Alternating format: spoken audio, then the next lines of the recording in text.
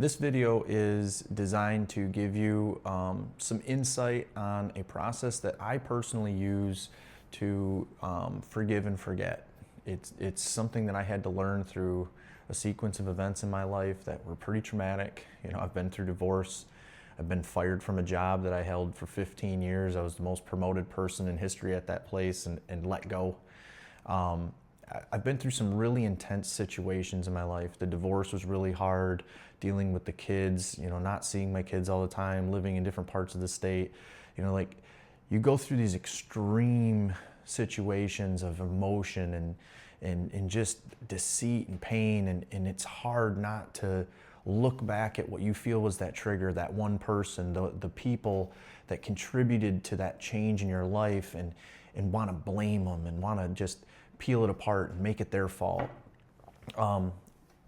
So what I have in this video for you guys is the process that I went through to overcome that and actually grow from every scenario, every situation. So in one of my examples, I went through, and you know, this primarily pertains to my divorce.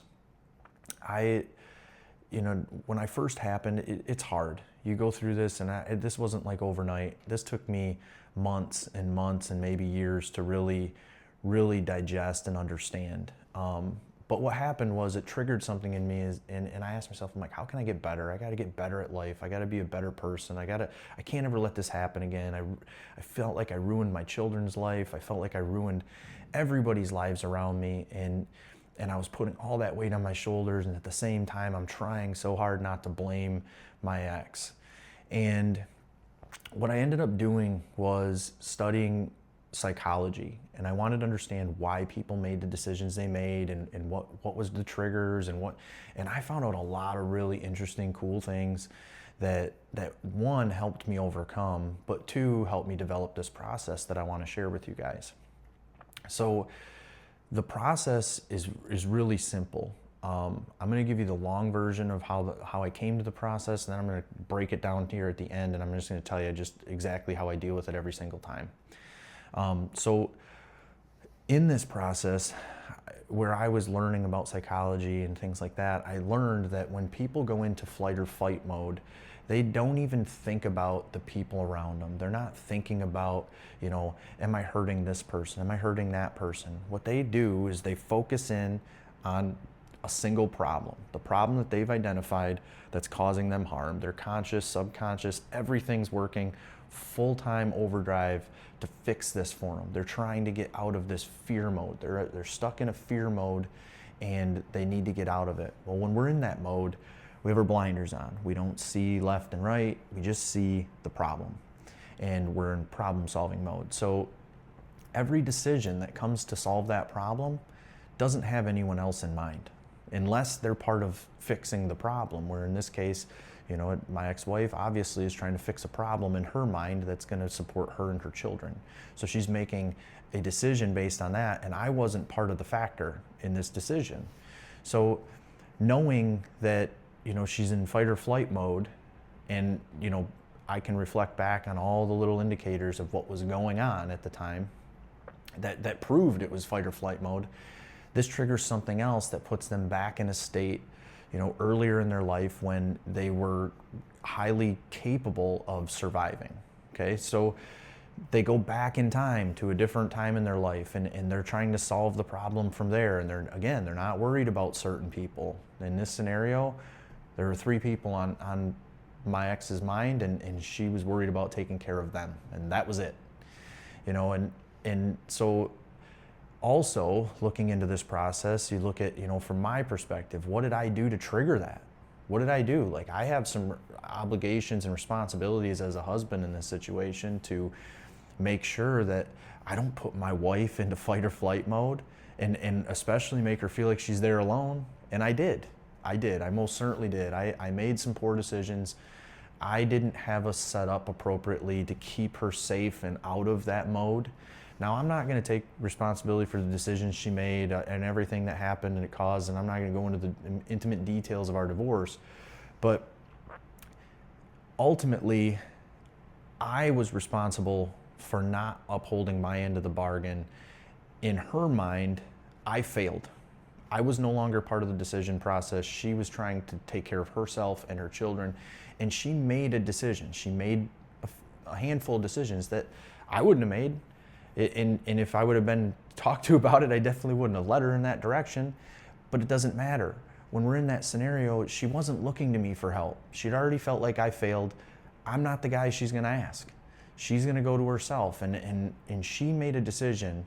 She made a decision based on a set of things in her mind that she had to work with. Was it limited? Sure. But it was all she had. And she was in a mode that I put her in, and she was trying to survive. So at this point, I'm collateral damage. She doesn't care what she has to do. I don't matter in this decision. She's making a decision to save herself and her kids. And being able to look at this situation from this perspective now and really understand it, it made it a lot easier for me to sit back and go, okay, number one, I know how I can fix this in the future. I know how I can be a better person. I know I can be a better man, better husband for the next time I have to do this, if I do this again. And so there was my learning opportunity. What can I do better? What did I do wrong? What were the things that I can improve on? And there's a lot of them. It wasn't just one thing. I mean, there was a list of things that I could have done better, and I've worked on all of them, and I continue to work on them. So that was the takeaway for me. The takeaway that I learned from her situation was she did fix the problem. She fixed the problem the way that she thought that it was best with what she had available to her. And I'm not mad at her for that. Honestly, I'm happy. I'm happy she went and did whatever it took to protect my kids. I don't agree with the way she did it. I don't agree with what she did, but I'm happy that her mind is number one, my kids, right? So that was really important to me, and that's how I always frame it. That's how, whenever I think of the situation, I don't think of her as an evil person. I don't think of her as a bad person. I feel like she was a good person put in a bad situation, and she made a bad decision.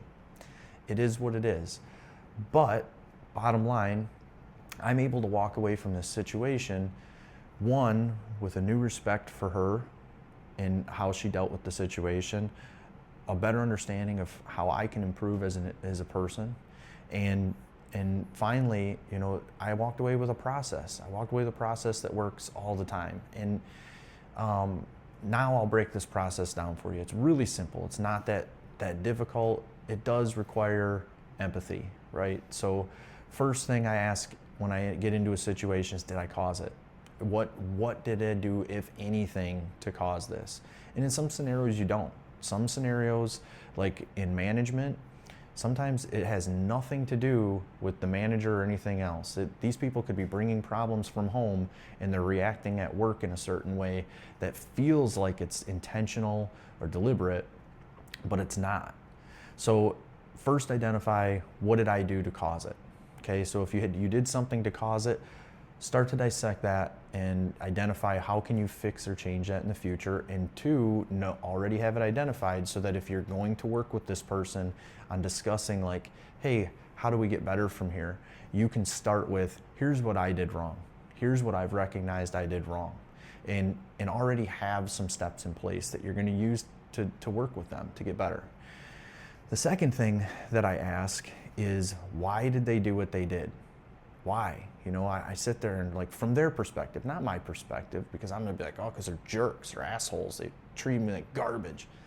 That's not the why you're looking for. The why is, when they were put in the situation they were put in, and they were feeling the way they were feeling, you have to take yourself to that emotion, to that feeling, to that moment where they felt trapped, where they felt like they were getting triggered into fight or flight.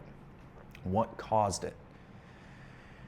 The reason it's important to know what and why is because it gives you an easier understanding to agree with what they did. You're going to look at it and go, I get it.